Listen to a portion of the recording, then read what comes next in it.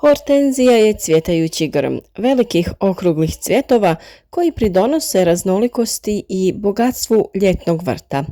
Obilje kultivara različitih boja, oblika i veličina cvjetova omogućuje pojedinačni uzgoj ili u skupinama te u posudama. Boja cvjetova hortenzije uvjetovana je sa pH vrijednosti tla. Plavi cvjetovi hortenzije pojavljuju se na kiselom tlu, dok su bijeli i ružičasti cvjetovi karakteristični za alkalno ili neutralno tlo. Drugim riječima, kisela tla sa pH vrijednosti nižom od 5,5 obojati će plave cvjetove, dok tla sa pH vrijednosti višom od 5,5 obojati će ružičaste, a ponekad i crvene cvjetove. Neutralno tlo pH vrijednosti između 6 i 7 stvarati će kombinacije plavih i ružičastih cvjetova. Na bijele cvjetove pH vrijednost tla nema utjecaja, te će bijeli cvjetovi uvijek ostati takvima. Vjerujem da vam je poznato da neke biljke bolje uspijevaju na kiselim tlima, a većina najbolje uspijeva na neutralnom tlu. Primjerice, za uzgoj borovnice pripremili smo tlo na način da smo ga zakiseljavali. To možemo uraditi i kod hortenzija. Sam odnos boje i pH vrijednosti tla ipak je malo kompliciraniji nego što se čini. Cijeloj priči doprinosi dostupnost iona aluminija, kao i sposobnost njegova usvajanja pojedinog kultivara. Uzgojem hortenzija u posudama promjena boje je brža jer je jednostavnija prilagodba pH vrijednosti supstrata u posudi u odnosu na pH vrijednost tla. Promjena boje cvjetova hortenzija jeste moguća, ali rezultati nisu odmah vidljivi. Naime, za postizanje željene nijanse potrebno je nekoliko mjeseci, čak i cijela vegetacijska sezona. Jednostavnije je promijeniti plave cvjetove u ružičaste nego obrnuto. Ako se odlučite na ovakav eksperiment, preporučuje se izvoditi ga samo kod hortenzija starosti minimalno 2 godine. Time im se omogućuje vrijeme oporavka nakon prve sadnje.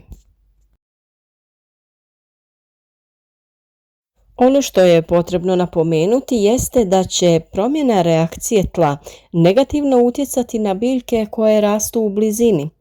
pH vrijednost tla može se testirati analizom koja se može uraditi u nekom od instituta. Mi to radimo kod većih plantaža nekog voća ili povrća. Za manji broj biljaka može se uraditi i test pomoću octa i sode bikarbone. O tome imate poseban video na našem kanalu. Nakon određivanja pH vrijednosti tla može se dodati aluminijev sulfat u tlo kako bi se sam pH snizio. Aluminijev sulfat se prema uputama pomiješa sa vodom te zalije u području oko korijena biljke. Zatim se dodaje gnojivo sa visokim udjelom kalija i niskim udjelom fosfora, čime se održava intenzitet plave boje. Održavanje hortenzije nije nimalo komplicirano. Dovoljno je u proljeće uraditi prorjeđivanje i uklanjanje starih izdanaka. Uz to uvijek radimo i okopavanje prostora oko biljaka te dodavanje stajskog đubriva. Ukoliko ste propustili video na temu orezivanja hortenzija koji smo radili u proljeće, potražite ga na našem kanalu. Za zakiseljavanje tla može se dodati gnojivo za kulture koje zahtijevaju kiselu reakciju tla. To su rododendroni, aronija. Umjesto gnojiva može se koristiti kafa, izmrvljene ljuske jaja, kore agruma te borove iglice. To možemo raditi tokom cijele godine, a najbolje je postepeno mijenjati kiselost tla. Mi to radimo na kraju vegetacije ili prije kretanja novih izdanaka.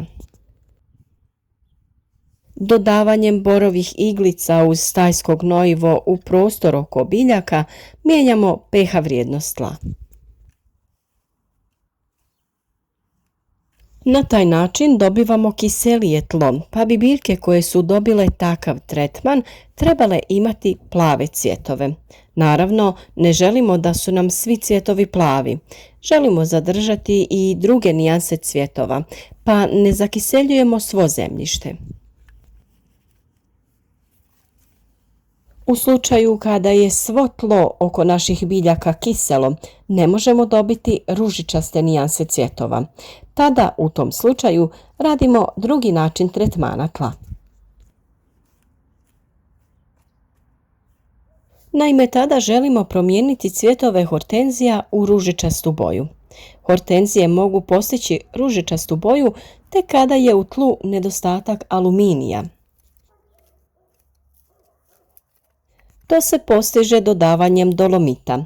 Pri dodavanju ne treba pretjerivati kako tlo ne bi postalo prealkalno uz pojavu nedostatka drugih hranjiva. Ipak idealnije je rješenje sadnja hortenzije u posudi.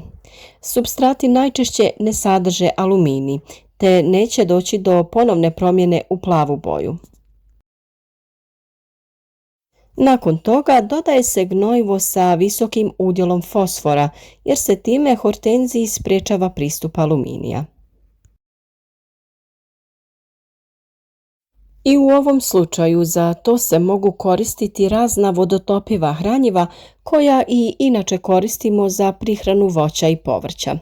Na tržištu su dostupna posebna gnojiva za promjenu boje cvjetanja hortenzije, pa ih možete potražiti u svim bolje opremljenim poljoprivrednim trgovinama ili nekim hobi centrima. Ako uspijete postići promjenu boje, dodavanjem veće količine aluminija ili dolomita neće se pojačati intenzitet same boje. Ona će ovisiti ponajprije o kultivaru, to jest o vrsti cvijeta, ali i o vremenskim uslovima tokom sezone, stresa kojeg biljka podnosi i promjenama u okolišu.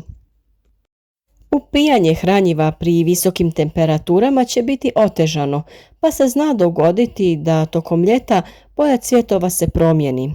Razlog je nemogućnost upijanja određenog hranjiva iz tla. Zato je poželjno da biljke imaju dovoljno vlage u tlu i po mogućnosti prirodnu sjenu. A u narednom videu o hortenzijama pokazati ćemo vam najjednostavniji način na koji se razmnožavaju, pa vas zato pozivam da ostanete s nama. Ako već niste, zapratite naš kanal klikom na subscribe, a ako vam se video svidio, kliknite na like i ostavite komentar. Pišite nam o bojama vaših hortenzija i drugog cvijeća u vašem vrtu.